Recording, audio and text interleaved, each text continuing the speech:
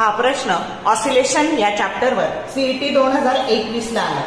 Two particles P and Q performs SHM of same amplitude and frequency along the same straight line. At a particular instant, maximum distance between two particles is √2a.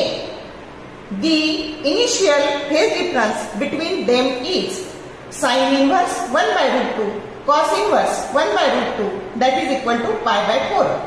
आता option A दिलाय pi by 6, बी दिलाय pi by 2, C दिलाय 0 आणि D दिलाय pi by 3.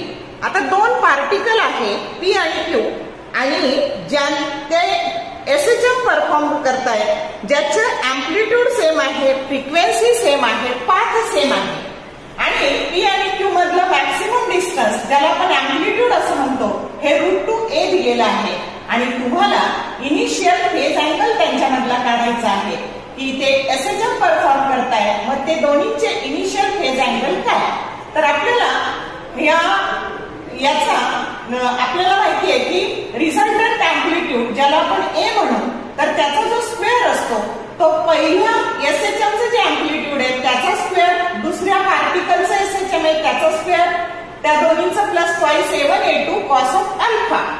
तर मग आता आपल्याला जर सेम असेल अँप्लिट्यूड दोन्हीचंही सेम असेल म्हणजे a1 इक्वल टू a2 जर घेतलं तर इथं हे a square plus a square हे 2a स्क्वेअर झाले, a इंटू a हे झाले 2a स्क्वेअर आणि ह्या अँप्लिट्यूड मॅक्सिमम डिस्टन्स म्हणजेच अँप्लिट्यूड ह्या a ची किंमत जर √2a असेल तर त्याचा वर्ग 2a स्क्वेअर येणार आहे आणि म्हणून इथे हे झाले 2a स्क्वेअर, इथे 2a स्क्वेअर कॉमन काढलं, ब्रॅकेट मध्ये शिल्लक राहिलं 1 प्लस कॉस अल्फा आणि अल्फा हा त्यांच्यातला इनिशियल अँगल आहे. मग आता हे झालं 1 that is equal to 1 plus cos alpha हे 2a square divided by 2a square 1 झालं आणि हे 1 that is equal to 1 plus cos alpha.